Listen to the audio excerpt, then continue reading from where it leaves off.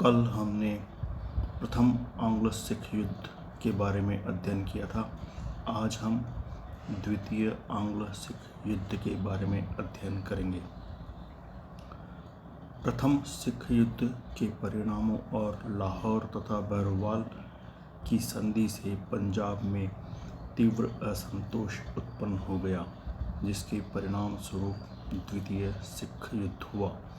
द्वितीय आंग्लो सिख युद्ध पंजाब के सिख प्रशासित क्षेत्रों वाले राज्य तथा अंग्रेजों के ईस्ट इंडिया कंपनी के बीच 1848-49 के बीच लड़ा गया था।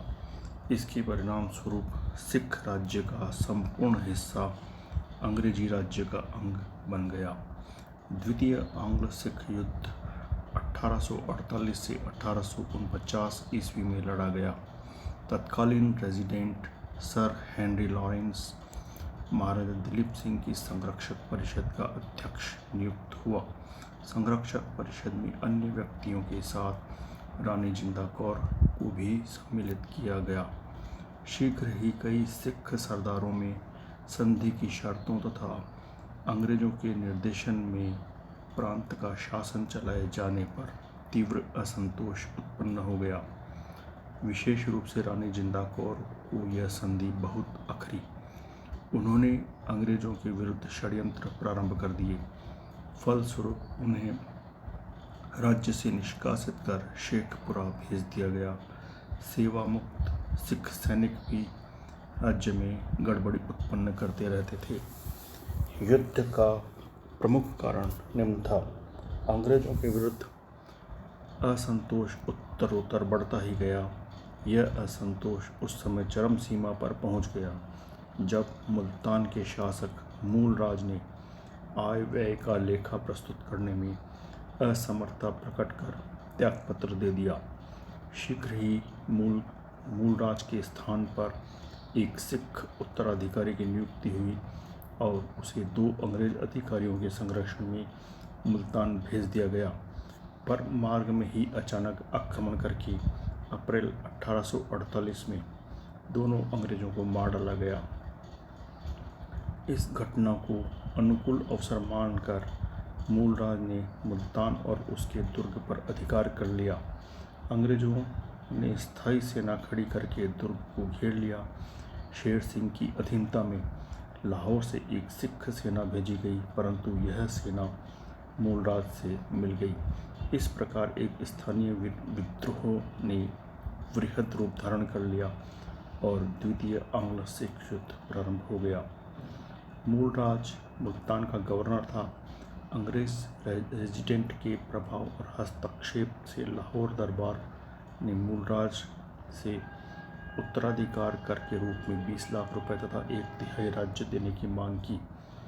अंग्रेज रेजिडेंट ने उस पर कुशासन का आरोप भी लगाया, जो निराधार था, और उसके यहाँ एक अंग्रेज रेजिडेंट रखना चाहा। इससे रुष्ट होकर मूलराज ने अपने पद से त्यागपत्र दिया। फलतः सरदार खान सिंह को मुल्तान का गवर्नर बनाकर उसके साथ 2 अंग्रेज अधिकारी वहाँ के प्रशासन पर नियंत्रण रखने के लिए लाहौर के अंग्रेज रेजिडेंट ने मुल्तान भेजे। मूलराज ने मुल्तान के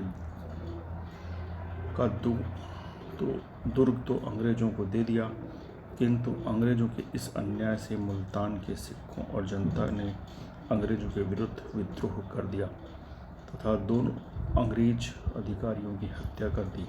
अतः अंग्रेजों ने मूलराज और रानी जिंदन पर यह आरोप लगाया कि उन्होंने अंग्रेजों के विरुद्ध षड्यंत्र करके विद्रोह को भड़काया, जबकि यह आरोप निराधार था। इससे सिखों में भारी असंतोष उत्पन्न हो गया और मुल्तान का विद्रोह समस्त पंजाब में फैल गया। डलहौजी को बहाना मिल गया और उसने 10 अक्टूबर 1848 को सिखों के विरुद्ध युद्ध की घोषणा कर दी। 22 नवंबर 1848 को सिखों और अंग्रेजों में युद्ध हुआ, किंतु यह अनिर्णायक रहा। पश्चात 13 जनवरी 1849 को चिलियावाला में भीषण युद्ध हुआ। इसमें सिखों ने अंग्रेजों को परास्त कर दिया, किंतु 1849 ईस्वी में अंग्रेज सेना ने मुल्तान पर आक्रमण किया जिसमें मूलराज परास्त हुआ और 22 जनवरी 1849 ईस्वी को उसने आत्मसमर्पण कर दिया। अंग्रेजों ने उसे पंजाब से निष्कासन का दंड दिया। अब मुल्तान पर अंग्रेजों का अधिकार हो गया। 21 फरवरी 1849 को चिनाब नदी के तट पर सिखों और अंग्रेजों में अंतिम युद्ध हुआ। यद्यपि सिख सेना अदम्य उत्साह और अपूर्व शौर्य के साथ लड़ी, किंतु अंत में वह परास्त हो गई और 13 मार्च 1849 को सिख सेना ने अंग्रेजों के समक्ष आत्मसमर्पण कर दिया। इस युद्ध का तात्कालिक कारण मुल्तान का विद्रोह था, जिसे समय से दबाया नहीं जा सका। द्वितीय आंग्ल युद्ध के समय भारत का गवर्नर जनरल लॉर्ड डलहौजी था। पंजाब प्रशासन के काउंसिल अध्यक्ष सर हेनरी लॉरेंस ने बड़ी संख्या में सिख सेना को भंग कर दिया। परिणाम स्वरूप पंजाब में एक भयानक अराजकता फैल गई। हेनरी के बाद उसके भाई जॉन लॉरेंस ने अपने सुधार कार्यक्रमों को लागू किया। कालांतर में मूलराज के त्यागपत्र और अंग्रेजी पर्यवेक्षक की हत्या के कारण इसके प्रतिकार के रूप में डलहौजी की धमकी के साथ ही चिनाब नदी के किनारे अंग्रेजों और सिखों में प्रारंभिक झड़प हुई। इस झड़प में हारने के बाद डलहौजी ने इसे एक दुखद घटना कहा। 13 जनवरी 1849 ईस्वी को सिख नेता शेर सिंह और अंग्रेजी सैनिक कमांडर गफ के मध्य चिलियानवाला का युद्ध लड़ा गया। इस युद्ध का कोई निर्णय नहीं निकल सका और अंग्रेजों को भारी क्षति उठानी पड़ी। सिखों की पराजय।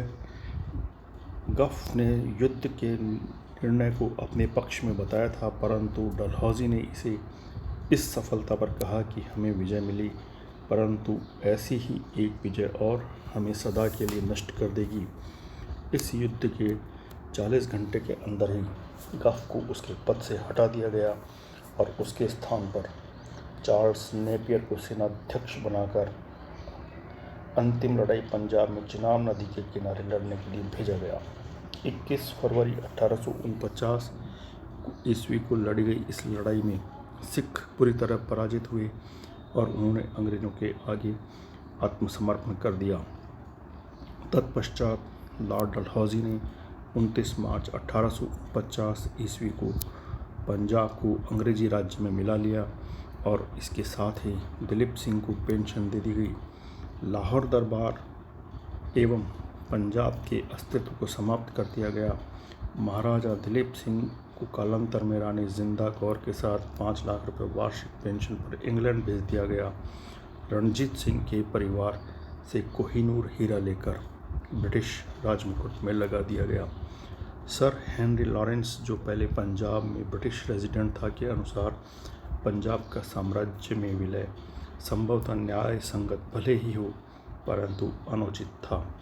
जॉन लॉरेंस के अनुसार यह कार्य न केवल न्याय संगत ही था, अपितु आवश्यक और तत्कालीन भी था।